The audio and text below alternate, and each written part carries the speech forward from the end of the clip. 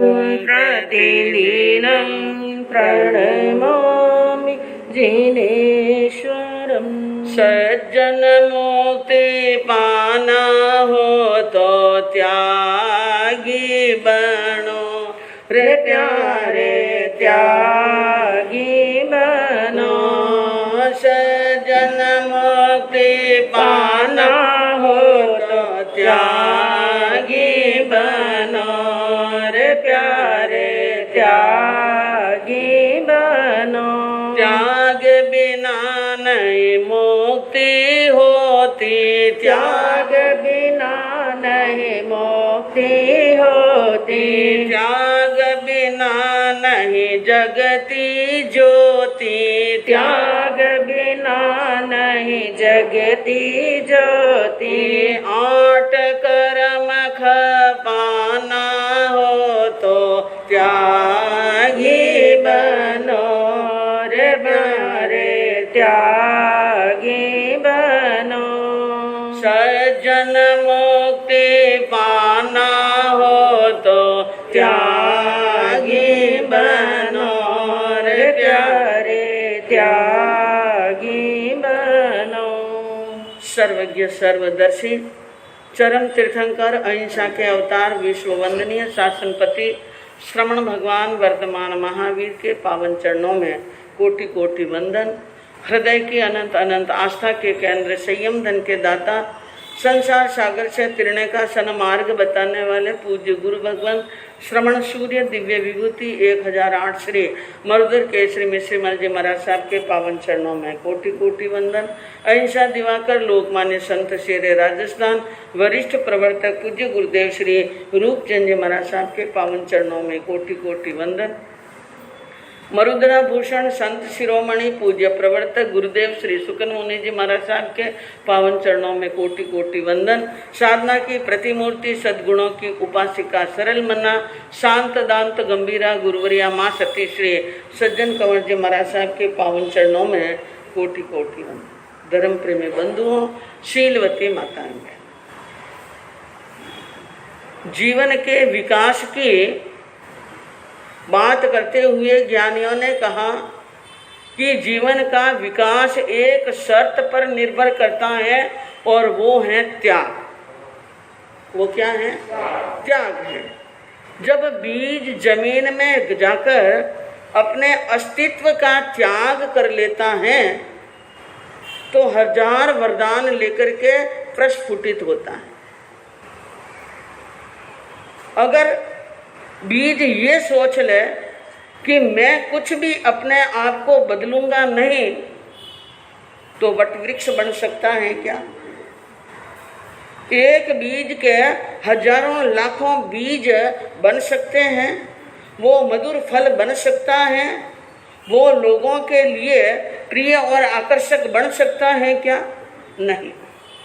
इसी प्रकार जब एक बीज भूमि में जाकर के अपने संपूर्ण अस्तित्व का त्याग कर लेता है तो वो विविध रूप में और कई गुना होकर के बाहर निकलता है। यही बात है हमारे जीवन की, महापुरुषों के जीवन की यही बात है।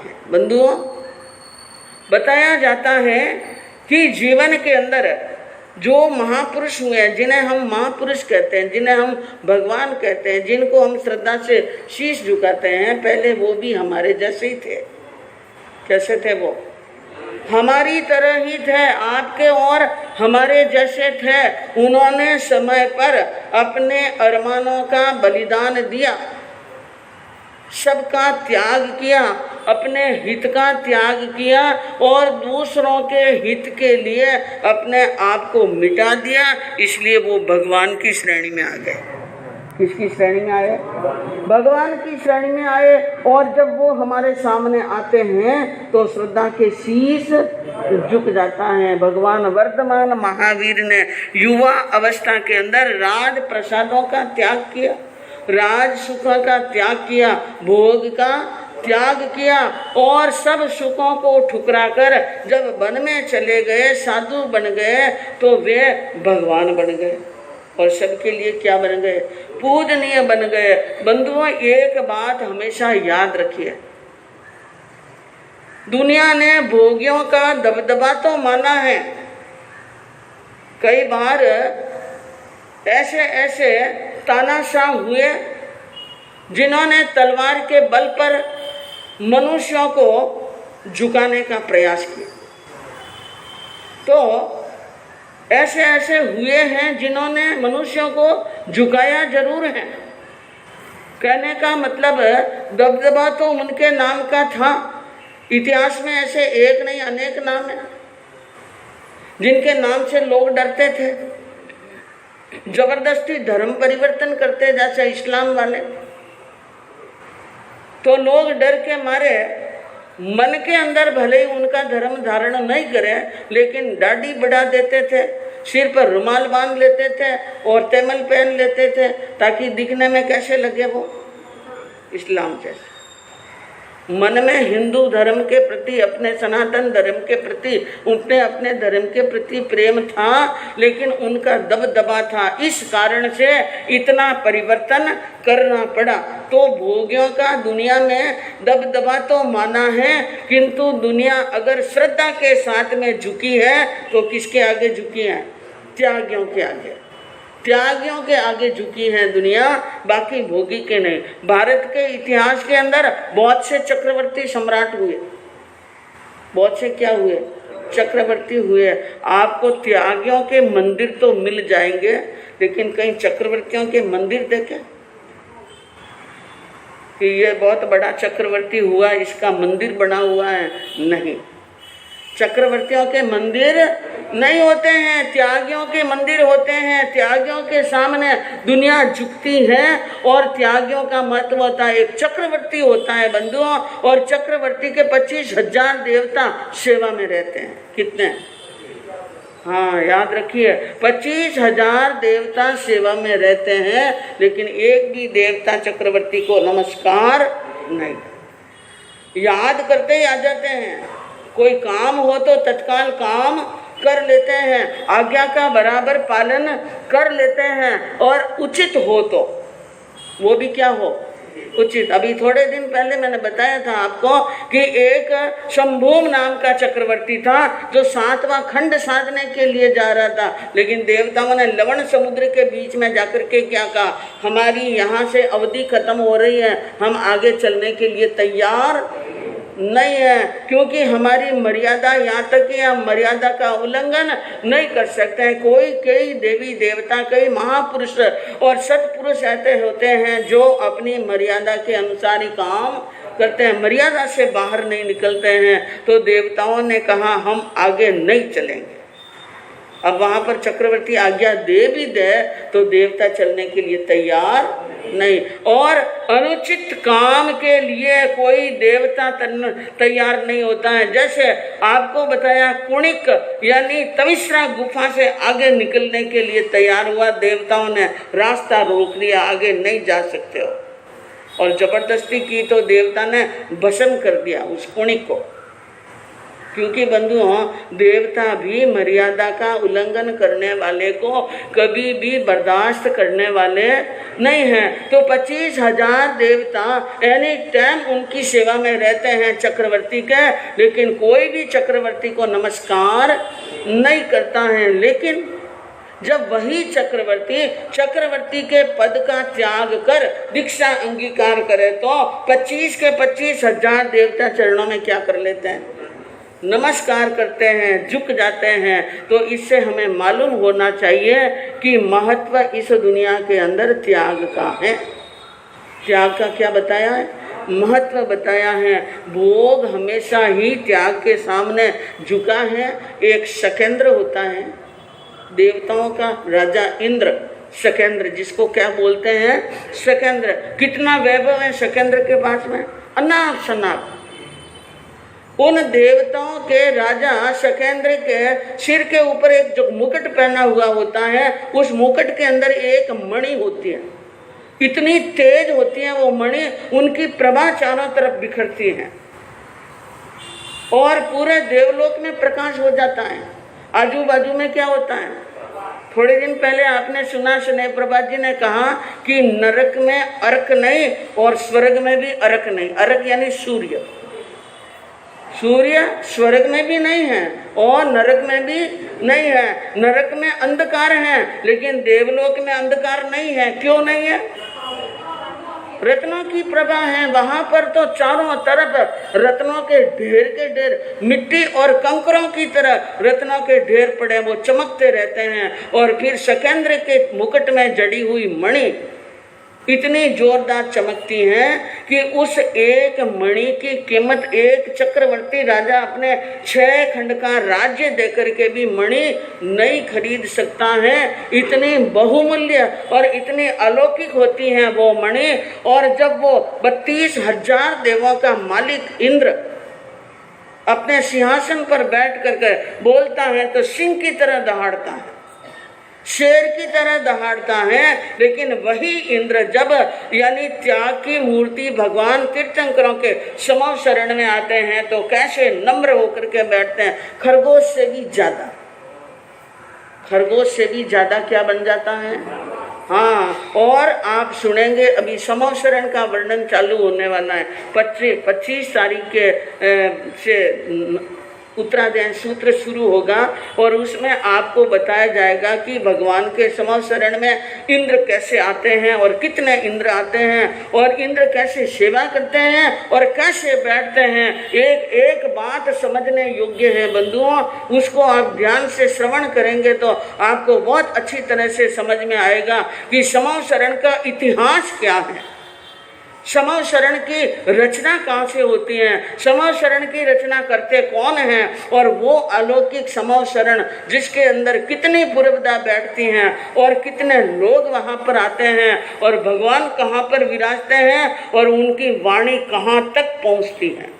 सारी बातें आपको डिटेल से बताई जाएगी। तो वो इंद्र जब भगवान के पास में आते हैं तो खरगोश से भी ज़्यादा क्या हो जाते हैं, विनम्र आसन में बैठते हैं, बहुत झुक करके बैठते हैं, हाथ जोड़ करके बैठते हैं। ये है बंधुओं त्याग का बहुत बड़ा महत्व।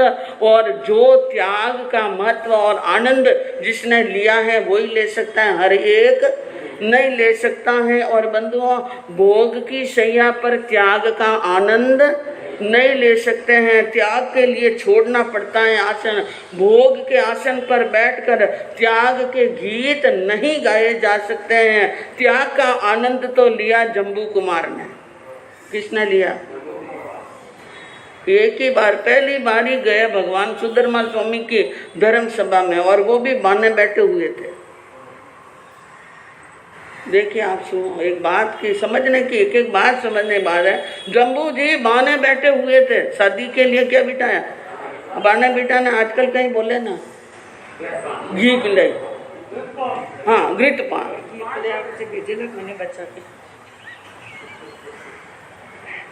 घृत पान यानी वो बाने बिठाने के बाद में भगवान समो शरण यानी वहाँ पर सुधर्मा स्वामी पधारे और सुधर्मा स्वामी की वाणी सुनने के लिए गए। पहली बात तो ये देखो, एक बाने बैठा हुआ एक बनड़ा संतों के वहाँ पर पहुँच जाए, बड़ी बात है क्योंकि उनको शादी करनी है।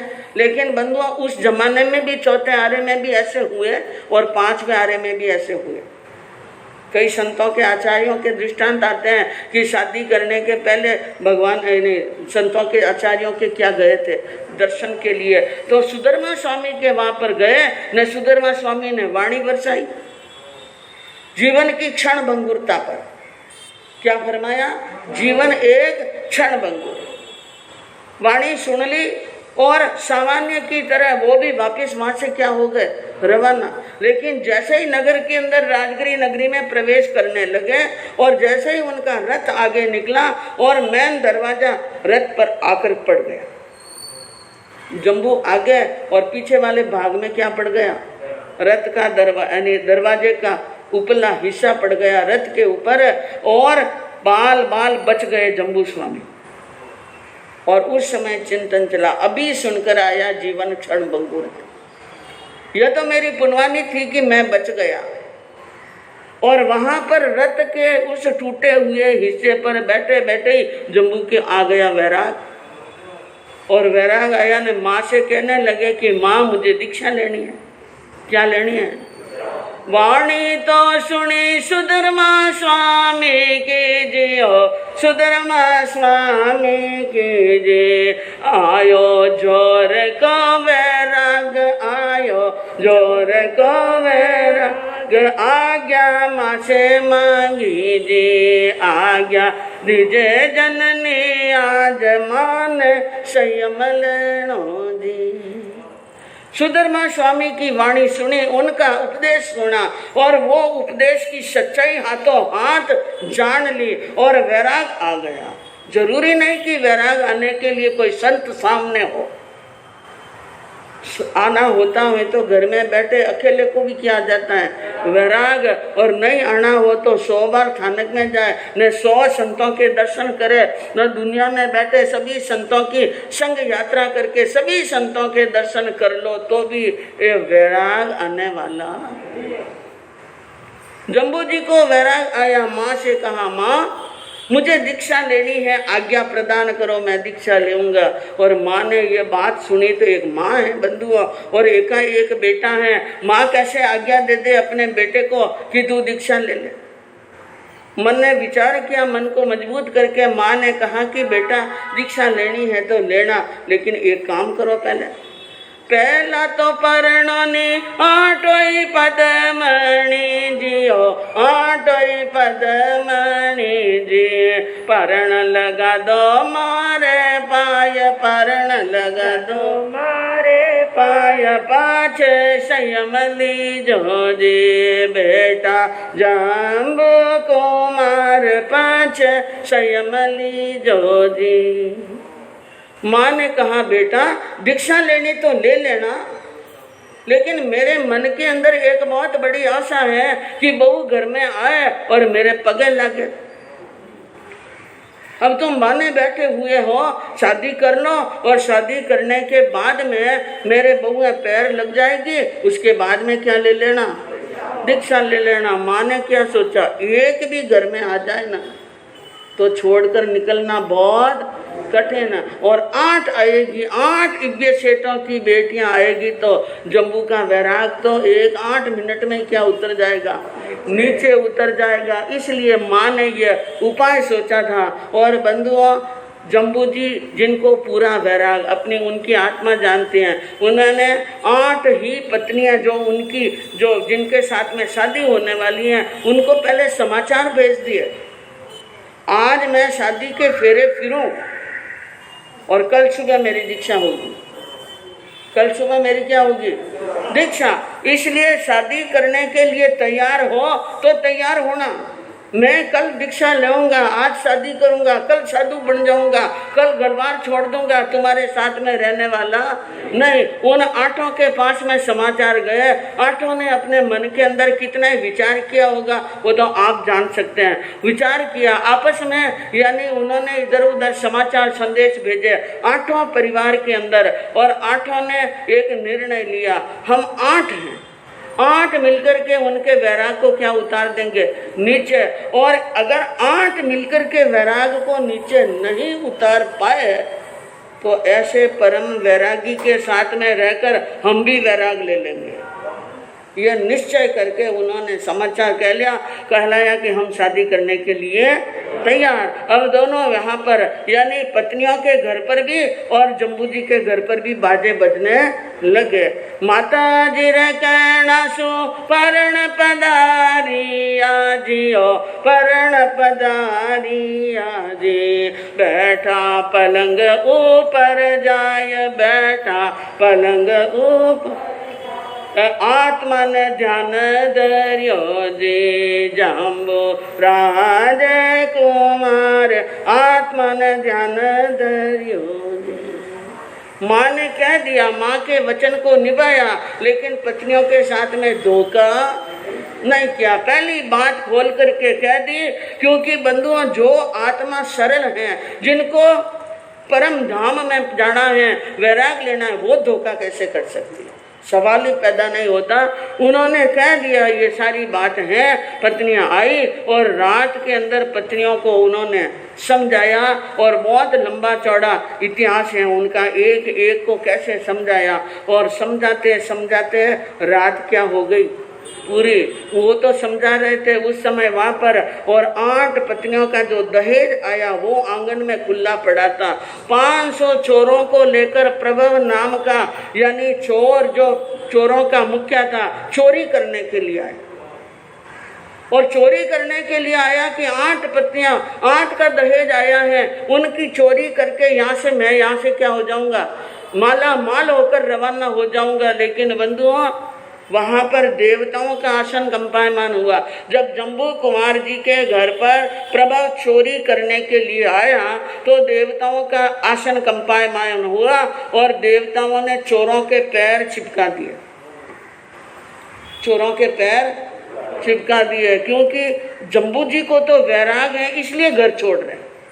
लेकिन ये दुनिया है ना, इन दुनिया ने 2 मुंडारी बोगी के गए, आ दुनिया कहीं ऐसा 2 मुंडारी बोगी, अटी नहीं भी बोल जाए ना अटी नहीं बोल जाए, दोनों तरफ बोल जाए। जम्बू जी दीक्षा लेंगे कल, ये बात पक्की।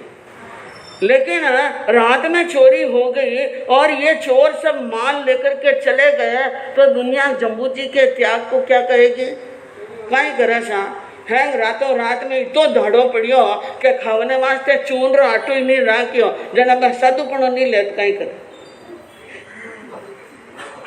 घर बार छोड़ना पड़े। 8 लुगाई ने पाले की कर, मैं काले टाबर टूबर रही तो पाली की कर, ये लांछन नहीं आना। इसलिए देवताओं का आसन कंपायमान हुआ, पैर चिपकाए, एक प्रभव खुला रहा और प्रभव ने आकर के जम्बू स्वामी को ब्राह्म मुहूर्त में यह कहा कि आपने जो जो बातें अपनी पत्नियों को कही वो तो मैंने सुनी,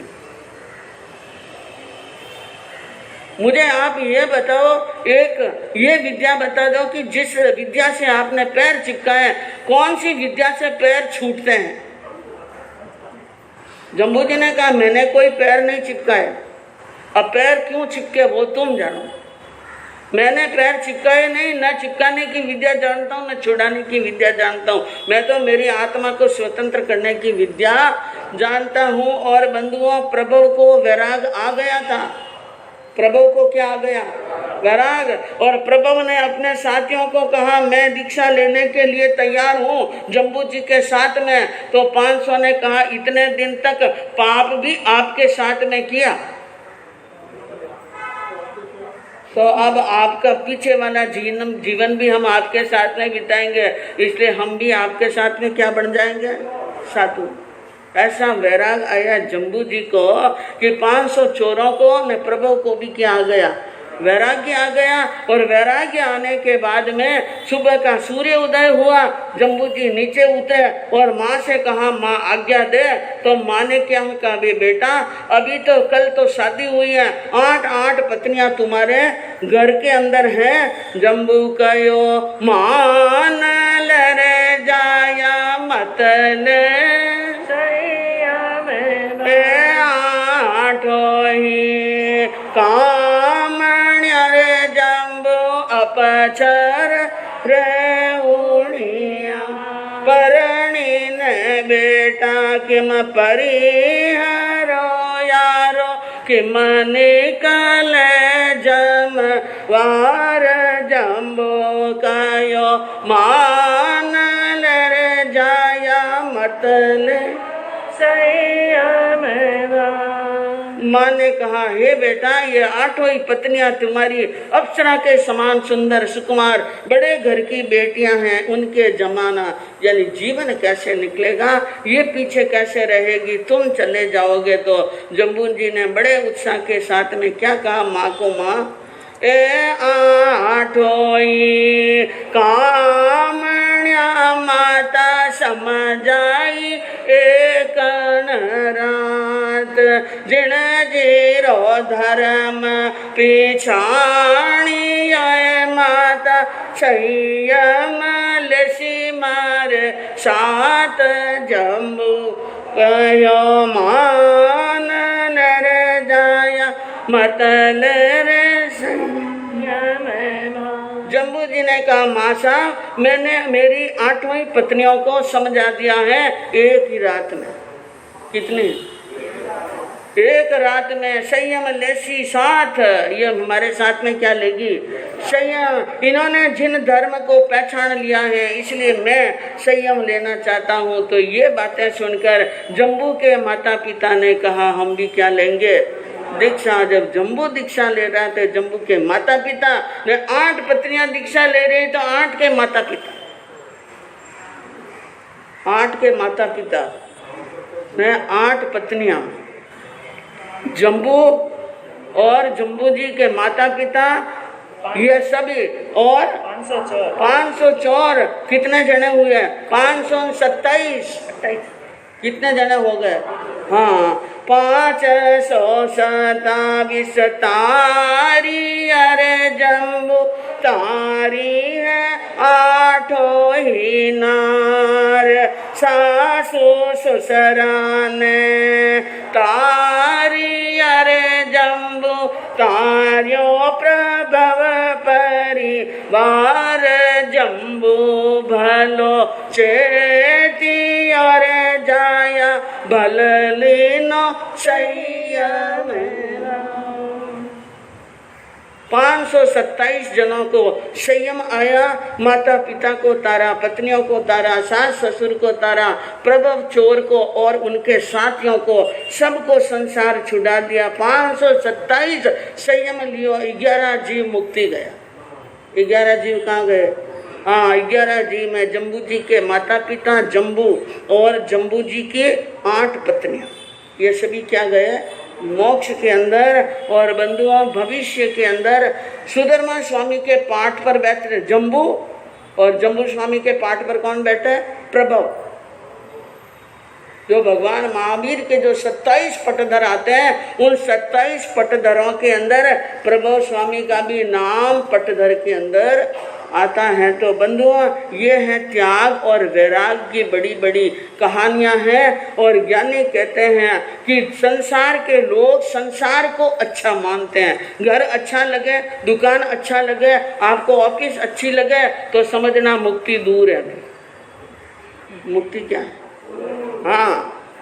और जिनको घर बार अच्छे नहीं लगे, संसार के सुख अच्छे नहीं लगे, संसार का वैभव अच्छा नहीं लगे, तो समझ लेना है मुक्ति क्या आ रही है। हाँ, नजदीक। राज्य धरा कंचन कामने, अनित्य वस्तु से राग करे, और जो इनमें सार तत्व हो तो तीर्थंकर क्यों त्याग करे। संसार के प्राणी इन चीजों में राग करते हैं, कंचन में, कामने में, वैभव और भोग में। अगर इसके अंदर कोई सार तत्व हो तो तीर्थंकर जो 3 ज्ञान के धनी हैं, वो क्यों इन संसार का त्याग करे। तो बंधुओं, जीवन के अंदर इन त्यागों के महत्व की वाणी और वर्णन सुन करके जीवन में थोड़ा थोड़ा सा त्याग करें। ज़्यादा नहीं, कितना? थोड़ा थोड़ा, जितना हो सके उतना अपने जीवन को क्या लगाएंगे? त्याग में लगाएंगे, तो हमारे जीवन का मंगल और कल्याण होगा। तो आपके सामने वर्णन चल रहा है अंजना सती के जीवन चारित्र का। अंजना सती वहाँ से रवाना होती हैं। ब्राह्मण देवता ने कहा मैं बिगर पानी पिलाए तो जाने वाला। रही बात आपके पिता ने आण फिराई है कि नगरी के अंदर कोई लोग पानी नहीं पिलाना, तो हे सती तुम नगर के बाहर चलो, महेंद्रपुरी नगरी से क्या चलो बाहर, और बाहर जाकर के वहाँ जाकर के पानी पियो, और मैं पानी पिलाए बिना जाने वाला नहीं हूँ। तो बात मान्य करनी पड़ी। कोई व्यक्ति बहुत ज़्यादा मनवार करे, ब्राह्मण देवता का हट देखकर अंजना ने विचार किया ये पानी तो पीना ही पड़ेगा, इसलिए वो नगर के बाहर गए।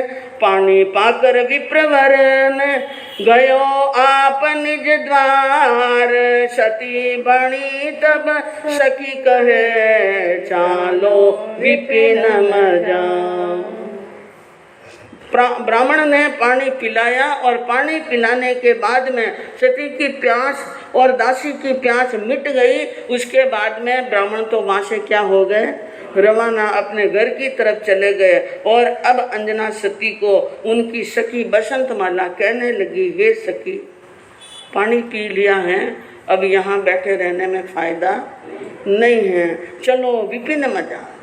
कोई घर हमें रखने के लिए तैयार नहीं है, कोई स्थान हमारे लिए यहाँ पर नहीं बचा है। इसलिए हमें अब यहाँ से रवाना होना है। और किसका सहारा लें? जब कोई हमें यानी कोई महत्व देता ही नहीं हो, कोई बात मानता ही नहीं हो, तो किसके सहारे के लिए हम इंतजार करें? ज्ञानी कहते हैं जब आपत्ति विपत्ति घोर होकर के आ जाए और घोराती घोर बढ़ जाए, जहां अपने भी पराये हो जाए और परिचित भी अपरिचित जैसा व्यवहार करने लगे, और यहाँ तक कि जन्म देने वाले माता पिता ने भाई भी बदल जाए, तो क्या कहते हैं ज्ञानी कि तकोगे राह सहारों की कब तक मियाँ तुम?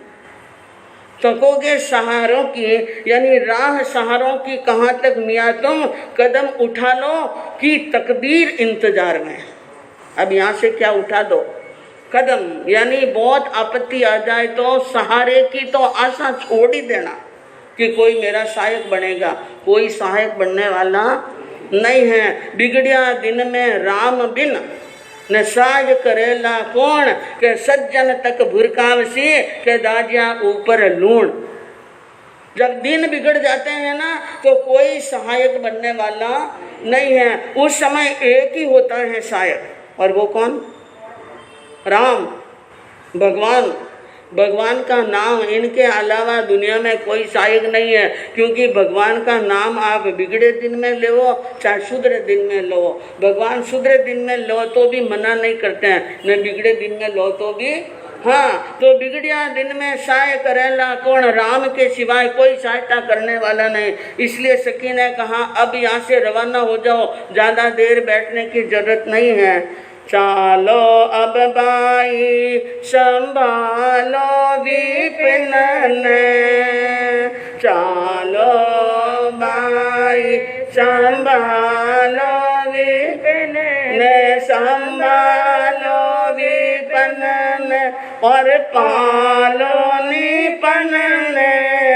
चालो बाई संभालो विपिन ने, पिहर सासरा में आसरो नाही, पिहर सासरे में आसरो नाही। तो कस कर कपड़े ओ बस कर मन ने, चालो बाई संभालो विपिन ने।